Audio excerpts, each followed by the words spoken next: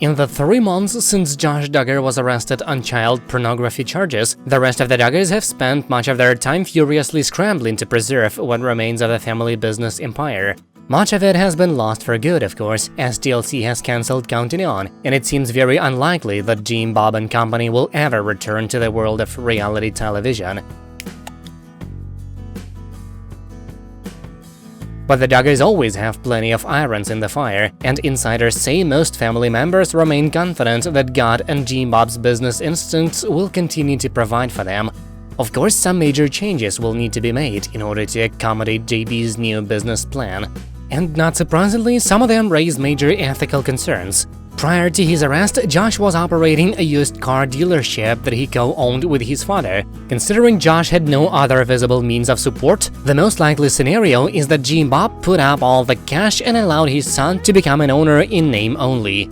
In November of 2019, the dealership was raided by agents from the Department of Homeland Security. At the time, it was rumored that the raid was prompted by Josh's hiring practices. We now know that it was the result of an investigation that linked the 33-year-old to a child porn ring. The lot never reopened, and it looked as though Josh stepped away from the family business ahead of his arrest. But the Duggars have a long history of shunting titles and businesses from one family to the next in order to throw the authorities off their trail.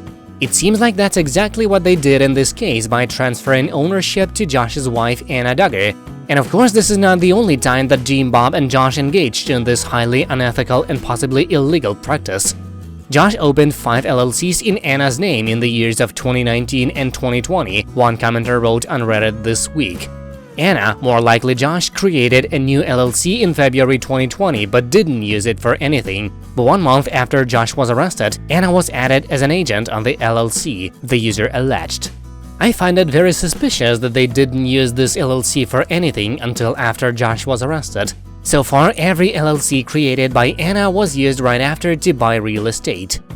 Yes, it appears that by making Anna the nominative head of Josh's limited liability corporations, the Duggars exploited a loophole that would allow the known sexual predator to continue participating in and profiting from the family business. They usually open a new one when they start a new business, a different Reddit user wrote in response to a question about the family's many LLCs.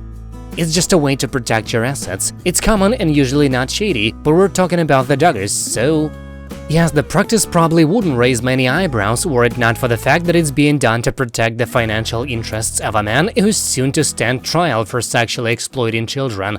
And amid all of this insanely immoral behavior, Jim Bob probably imagines that his son will be cleared of all charges and his family will one day make a triumphant return to reality television. Now that's delusion. That's it for now, thank you for watching, please subscribe to stay tuned.